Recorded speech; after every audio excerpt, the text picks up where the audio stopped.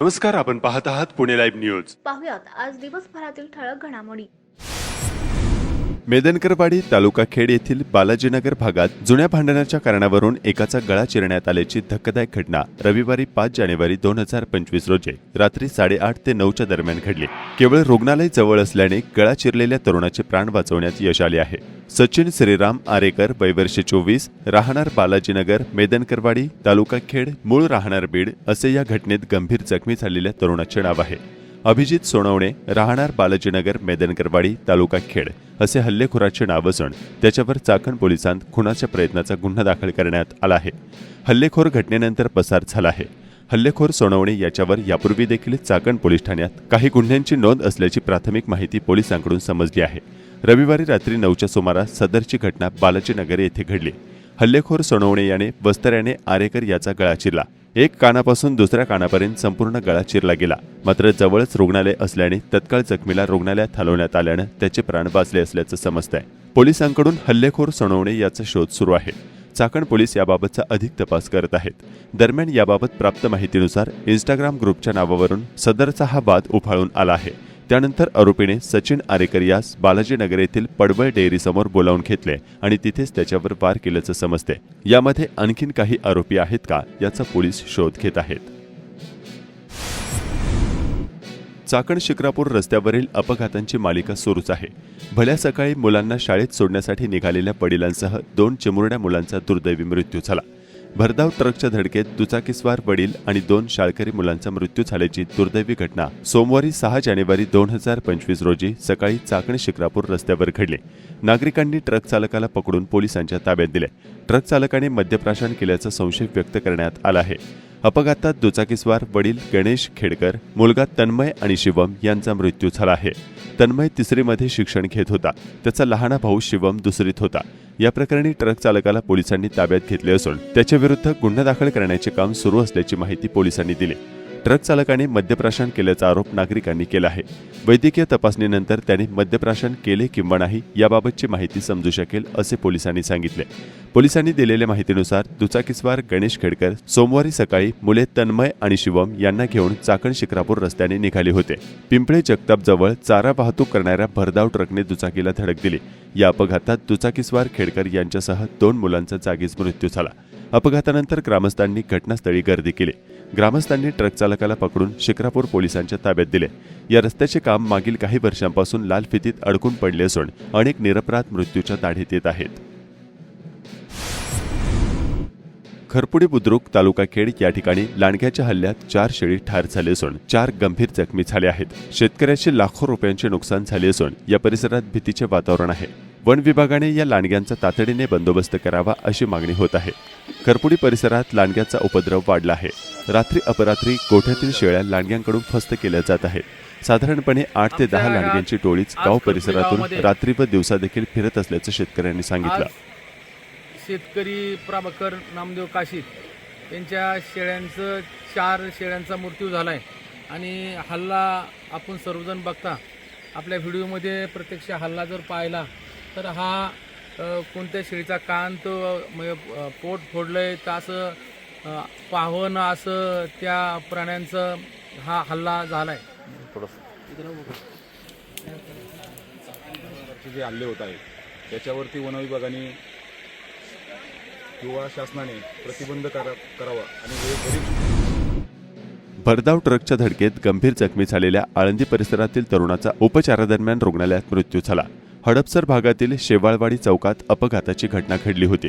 ओंकार मधुकर गवळी, वय वर्ष 27, राहणार मरकळ रस्ता, आळंदी देवाची, तालुका खेड असे उपचारादरम्यान मृत तरुणाचे नाव आहे. दुचाकीस्वार ओंकार 18 डिसेंबर रोजी हडपसरकडे निघाला होता. त्यावेळी बोरवेल खोदाई करणाऱ्या ट्रकने दुचाकीस्वार ओंकारला धडक दिली आणि उपचारादरम्यान त्याचा मृत्यू झाला. खेड तालुक्यात वन्य प्राण्यांनी आपली हद्द ओलांडली आहे. बिबट्यांनी या संपूर्ण भागात उच्छाद मांडलेला असताना आणि वानरांनी देखील चाकण परिसरात हजेरी लावल्याची चित्र सोमवारी 6 जानेवारी रोजी पाहावयास मिळाले. चाकण शिक्रापूर रस्त्यावरील पावनधाम सोसायटीमध्ये 3 वानरे आज दिसून आली.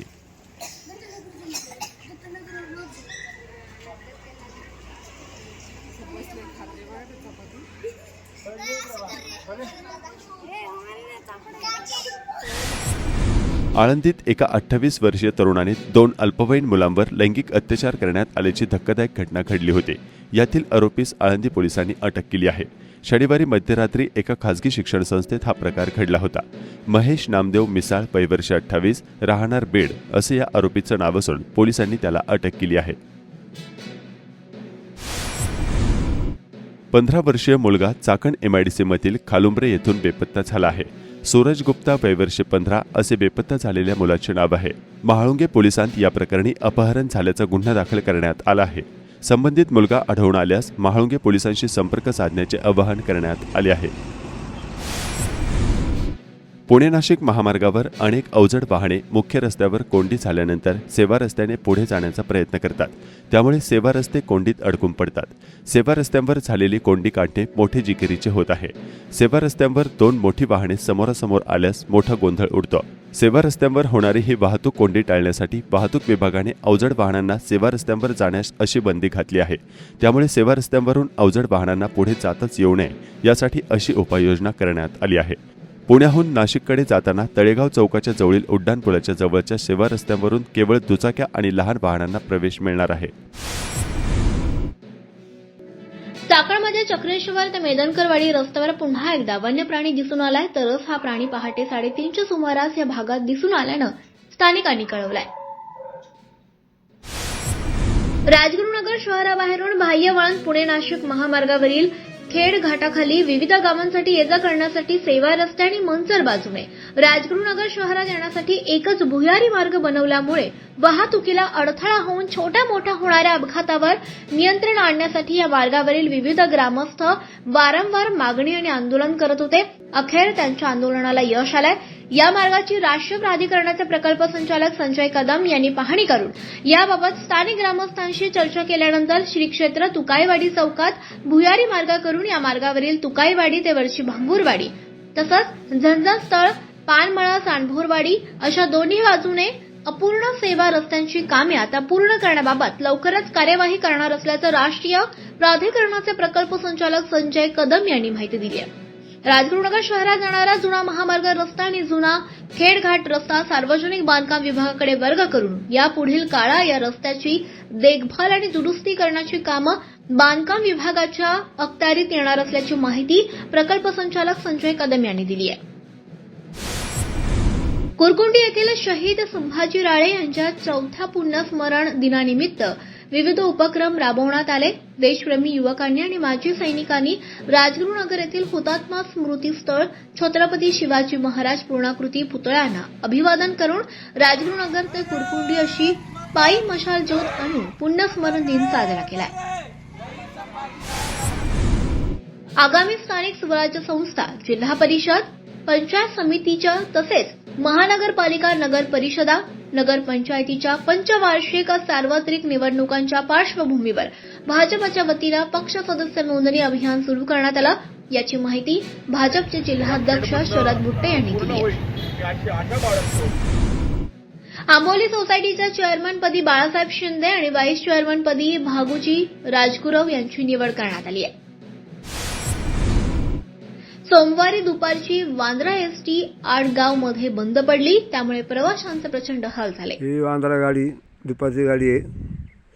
आता 4 वाजले असतील, 3:30-4. इथे आड्या फाट्यावर बंद आहे.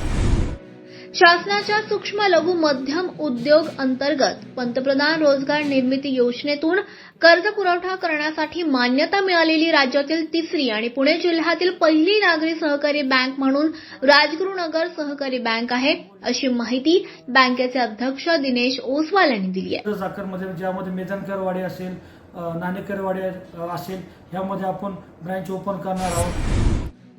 खेड तालुक्यातील रस्त्यांची कामे निकृष्ट दर्जाचीच होत आहे. आता बहुळ, चिंचोशी, केंदूर रस्त्यावर कॉन्क्रीट आच्छादन व्यवस्थित केले गेले नाही. मागील 2 दिवसांपासून ठेकेदार यांनी पाणी मारले नाही. रस्त्याचा उतार एका साईडला दिला गेला आहे. रस्त्याची जॉईंट व्यवस्थित झालेली नाही, अशा तक्रारी स्थानिक नागरिक करत आहेत. याबाबत सार्वजनिक बांधकाम विभाग यांनी लक्ष देण्याची मागणी होत आहे. राजगुरुनगर नगर परिषद कार्यालयास लागून असलेल्या रस्त्यावर मोठ्या प्रमाणावर पिण्याची पाईपलाईन फुटल्याने पाण्याची गळती होत आहे. खुद्द नगर परिषद कार्यालयास लागून वाहत असलेले पाणी बंद करण्यासाठी विलंब होत असून या भागात मार्गक्रमण करण्यासाठी नागरिकांची त्रेधा उडत आहे. खेड कृषी उत्पन्न बाजार समितीच्या सभापती आणि संचालक मंडळ तसंच प्रशासनानं नगर बाजार समितीचा अभ्यास दौरा केला.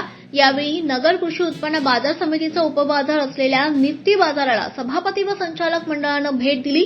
महाराष्ट्रातील 2 नंबरची बाजार समिती म्हणून नगर बाजार समितीचा नंबर लागतो. जवळपास 40 लाख क्विंटल कांदा वर्षाला बाजार समितीमध्ये आवक होते.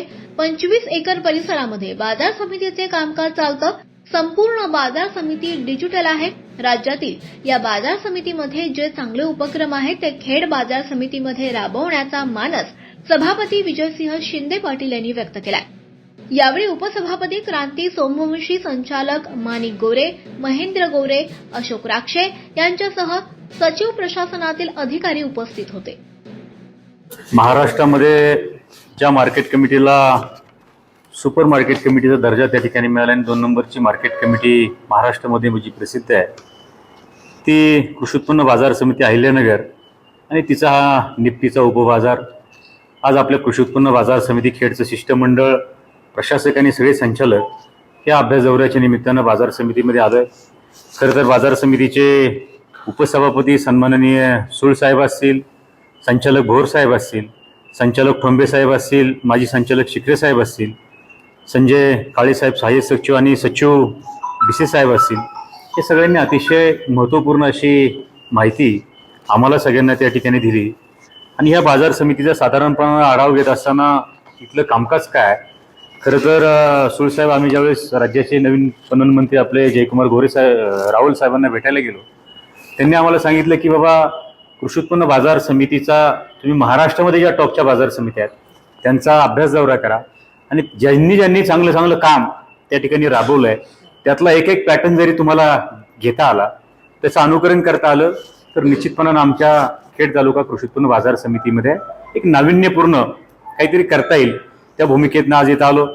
इथं आल्यानंतर आपली सगळी बाजार समिती बघितल्यानंतर प्रचंड मोठा प्रशस्त कॅम्पस आहे. 27-28 एकरमध्ये हा कॅम्पस आहे.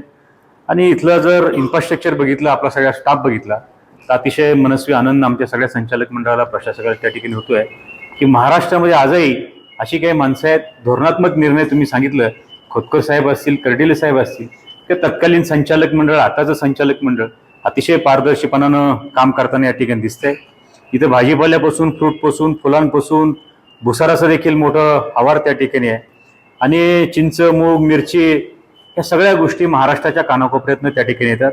विशेषतः कांद्याचा ज्यांचा जो 38 ते 40 लाख क्विंटल वर्षाला त्या ठिकाणी आवक आहे आणि मोठ्या प्रमाणामध्ये दक्षिण भारतामध्ये ही सगळी ट्रान्सपोर्टच्या माध्यमातून तिकडे कांदा पाठवला जातो. एक्सपोर्ट देखील मोठ्या प्रमाणात होतोय. शेतकरी निवासाची आम्ही त्यांची माहिती घेतली असता साधारणपणे 2 हॉल त्या ठिकाणी नावाबद्दल 10 रुपये नाममात्रमध्ये शेतकऱ्यांना त्या ठिकाणी निवासाची देखील व्यवस्था चांगली आहे. जवळपास RO प्लॅन्ट आहे आणि वजन काटा किंबहुना शेतकऱ्यांच्यासाठी आल्यानंतर त्याला तात्काळ त्या ठिकाणी जी सिस्टीम दिली जाते की त्याचं वजन आणि लगेच डिजिटलच्या माध्यमातून त्याच्या मोबाईलला त्या ठिकाणी येतं. त्यामुळे खरं तर शेतकरी फार सुखावला जातो की बाबा त्याला कुठलं टेन्शन त्या ठिकाणी राहत नाही. ही देखील शेतकऱ्यांच्यासाठी एवढी 38-40 लाख क्विंटल आवक असताना ह्या सगळ्या गोष्टीची काळजी करणं खरं तर हे अतिशय अवघड असं काम आहे. परंतु तुम्ही सगळे मनापासून त्याच्यामध्ये काम करताय. हा सगळा कॅम्पस आणि ह्या सगळ्या कॅम्पसमध्ये तिकडचा कॅम्पस आपण लाईट बिल जवळपास सौर सिस्टीम त्या ठिकाणी केली, इथं देखील भविष्यात करणार आहे. आणि महाराष्ट्रामधनं सगळा हा यांचा जो कॅम्पस आहे हा वायफाय, पूर्ण कॅम्पसमध्ये वायफाय त्या ठिकाणी आहे. वजन काट्यापासून तर बाकी सगळ्या ज्या गोष्टी आहेत शेतकऱ्यांच्यासाठी जे आवश्यक आहे ते सगळं करण्याचं काम खऱ्या अर्थाने या बाजार समितीने केलं आहे. आणि विशेषतः कर्डिले साहेब असतील किंवा खोतकर साहेब असतील यांना धन्यवाद दिले पाहिजे की त्या काळामध्ये ॲक्सिस बँकेकडनं किंवा खाजगी बँकेकडनं 40 कोटी रुपयाचा प्रोजेक्ट उभा करणं, 7-8 वर्षामध्ये हा प्रोजेक्ट व्याजासहित रिकव्हरी त्याची करून प्रोजेक्ट नील करणं आणि एवढं आव्हानात्मक काम. शेवटी माणूस स्वतःच्या व्यवसायासाठी हे सगळं करू शकतो, परंतु एखाद्या संस्थेसाठी हे करणं ही एवढी सोपी गोष्ट नाही. तुम्ही महाराष्ट्रामध्ये 2 नंबरला काय हे सगळं तुमचं बघितल्यानंतर साधारणपणे आमच्या सगळ्यांच्या लक्षात त्या ठिकाणी येते आणि केंद्राकडनं काही सबसिडी त्यांनी मिळाली. त्यांचा जवळपास 140 लोकांचा स्टाफ त्या ठिकाणी कार्यरत आहे आणि प्रत्येक ऑफिसरचा 24 तास मोबाईल त्या ठिकाणी चालू आहे. संचालक, सभापती, उपसभापती सातत्याने कधी रात्री अपरात्री मार्केट कमिटीला व्हिजिट त्या ठिकाणी करत असतात. त्यामुळे पारदर्शी कारभार खऱ्या अर्थानं आज या ठिकाणी आहे. मुंबईला ज्यावेळेस आम्ही परत जाऊ त्यावेळी पणन मंत्री साहेबांना आवर्जून सांगू की त्यांनी केलेली सूचना ही अतिशय योग्य आणि रास्त त्या ठिकाणी आहे. मागच्याच आठवड्यात आमच्याकडे आदरणीय पवार साहेब त्या ठिकाणी आले होते आणि कृषी क्षेत्रातले काही अनुभव आम्हाला साहेबांनी देखील त्या ठिकाणी मार्गदर्शन केलं. आज आजच्या या दौऱ्याच्या निमित्तानं आमचे ज्येष्ठ संचालक अशोकदादा राक्षे. नमस्कार, आपण पाहत आहात पुणे लाईव्ह न्यूज.